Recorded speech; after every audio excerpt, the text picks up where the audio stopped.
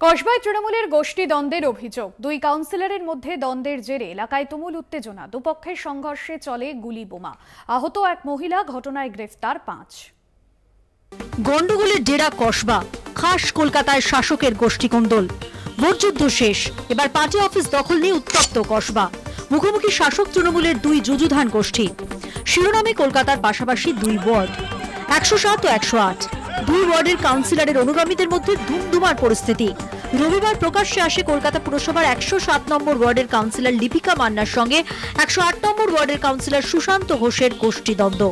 বাড়িতে ঢুকে মহিলাদের মারধর, জামা কাপড় ছিঁড়ে দেওয়ার অভিযোগ লিপিকা গোষ্ঠীর বিরুদ্ধে।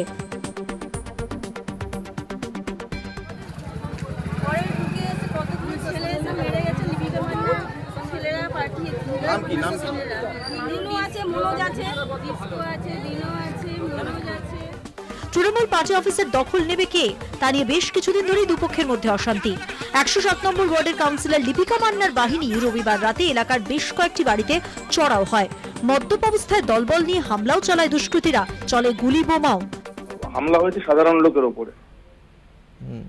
কসবার গুন্ডারাজ চলছে, 107 নম্বর ওয়ার্ডে গুন্ডারাজ চলছে। লিপিকা মান্না নিজে দায়িত্ব নিয়ে সমস্ত গুন্ডাদের কসবার মুক্তাঞ্চল করে দিয়েছে। নির্বাচনে রেজাল্ট বেরোনোর পর থেকে পরপর 3 দিন ধরে পুরো 107 নম্বর ওয়ার্ডে তাণ্ডব চলছে। কালকের ঘটনাটা তো একটা ঘটনা মাত্র, এরকম 7-8টা ঘটনা ঘটেছে গত 3 দিনে। অবিলম্বে এটা বন্ধ হওয়া দরকার। ভাড়াটে বাড়িওয়ালার অশান্তিকে রাজনৈতিক রং দেওয়া হচ্ছে বলে দাবি 107 নম্বর ওয়ার্ডের কাউন্সিলর লিপিকা মান্নার। যে কারণে গন্ডগোলটা হয়েছে সেটাকে আগে তোমরা সবাই দেখো। একটা ভাড়াটে বাড়িওয়ালা গন্ডগোলকে কেন্দ্র করে এইভাবে এটা অন্যায়ভাবে একটা অন্যরকম অপপ্রচার চলে আসছে। কাল সন্ধ্যেবেলায় যখন 70-80টা ছেলে ইন্দু পার্ক পার্টি অফিসের সামনে যায়, আমি তখনই থানাকে ইনফর্ম করি এবং আমি নিজে ওসির সাথেও কথা বলি। আমি জানাই যে ওখানে 70-80টা ছেলে হয়েছে, জমায়েতটা ঠিক নয়, আমার মনে হচ্ছে কোথাও কোনো গন্ডগোলের একটা ইঙ্গিত দেখা দিচ্ছে।